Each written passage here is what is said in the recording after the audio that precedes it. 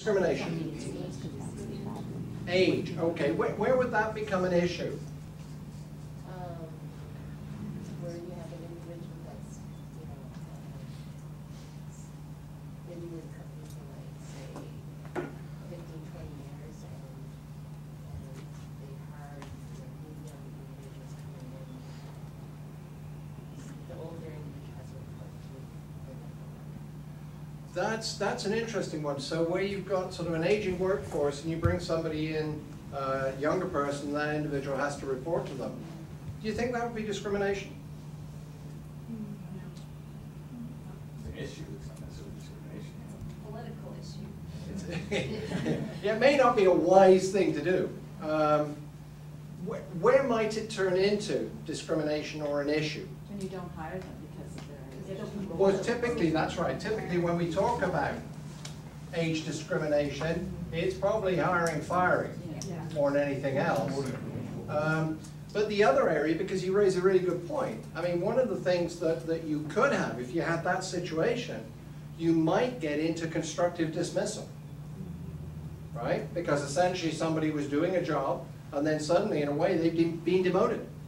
Their role's been taken away. They may be still getting the same amount of money, but essentially, we will talk about constructive dismissal later on, but it's a very dangerous thing to get into because organizations sometimes, if they don't have, let's call it the courage, to do the right thing by people, will kind of shuffle older people off to one side and think, well, I don't want to fire them because it's going to cost me a lot of money, it cost me, a ton of money in layoff and everything, so I'm just going to make it more and more difficult for them to do their job.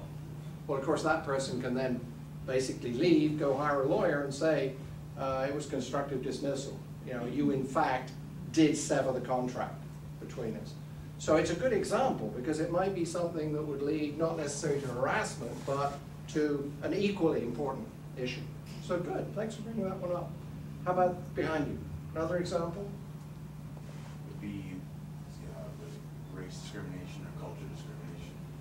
Okay, so those are sort of rounds, and again, any particular area where we have to be sensitive to that? Again, with the hiring and firing Yeah. based on. Yeah. One area we also, hiring and firing applies to age, but the same thing that applies, but very often comes up here, is areas like promotion, isn't it? When we decide who to put into a position, we may have a problem. Okay. Any others? Let me just throw it out for the whole group. Any other examples people could have? Gender. Sorry? Religious. Well, certainly, yes.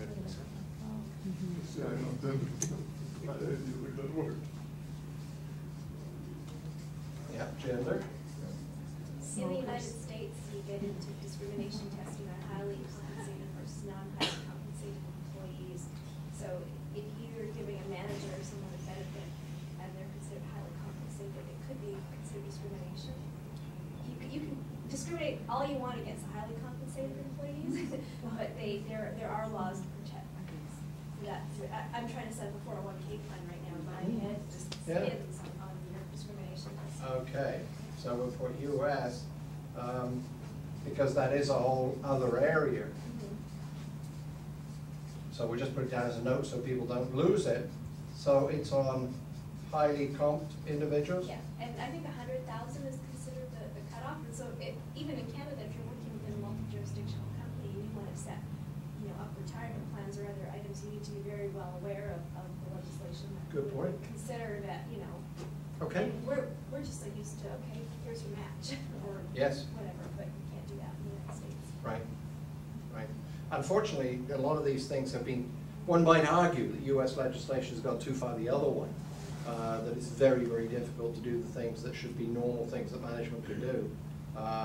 They've tended to go further that way, which makes it even more difficult. And equal opportunity there is quite interesting because I remember the first time when I was working on one project up there and they were asking me to put an HRIS system together, it can it track their race, their handicap, I started to, we can't track that. We have to because we need to report on that. So that's so just a bit of reverse. People sometimes we talk a bit about reverse discrimination, so that comes up. Yes. Okay. Yeah.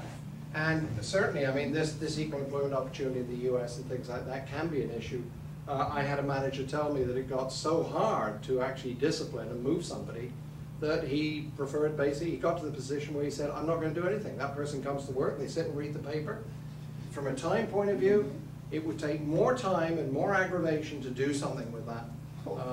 So I just don't worry about it any longer. Which is, I mean, that's obviously ridiculous in terms of a practical approach. And this is where sometimes I you... understand it though, because Yeah. there are certain groups that are considered protected.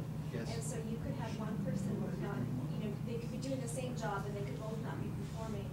And, you know, the white blonde person could be fired with no consequence, but the protected group Yes. has to have a lot more. So there is, you need to face back against things. Yeah, so it's, again, it reinforces this issue that in the jurisdiction within which you're working, the rules may be different, the norms may be different. So when we talk about these things, you've got to be aware of that. Okay. Any others? Smoking.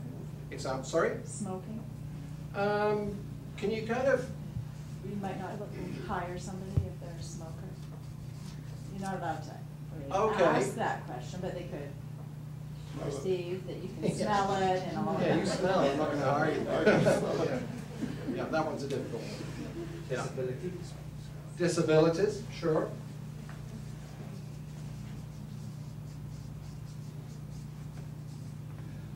And this can show up in a number of ways. I mean, we've talked to, these are a lot of the factors of discrimination, but when we talk about the way it shows up, typically, we're really talking about these sort of things. And when we talk about those sort of activities that go on, what other ones might fall in that category?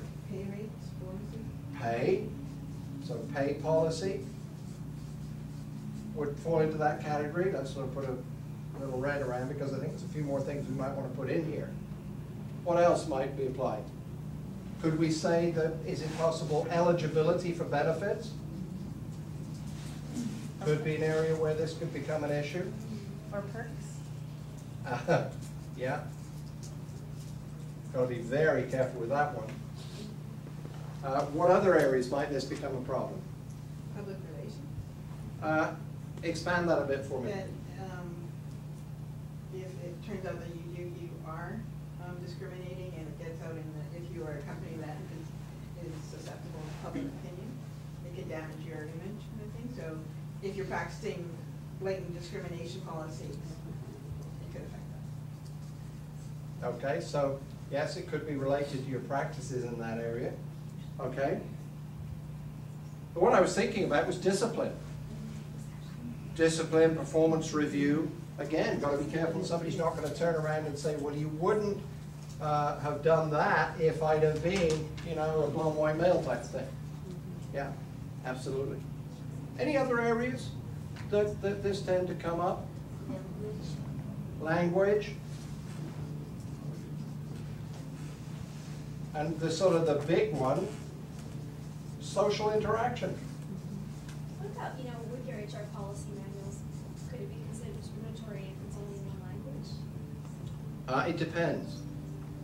I mean, one could certainly argue that if we're a bilingual country, theoretically one should be producing it in English and French. Has anybody tested that outside of the province of Quebec? I'm not sure they have.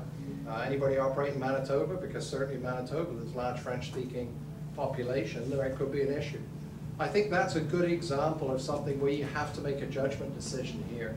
And again, it goes back to almost corporate values. Do what's right.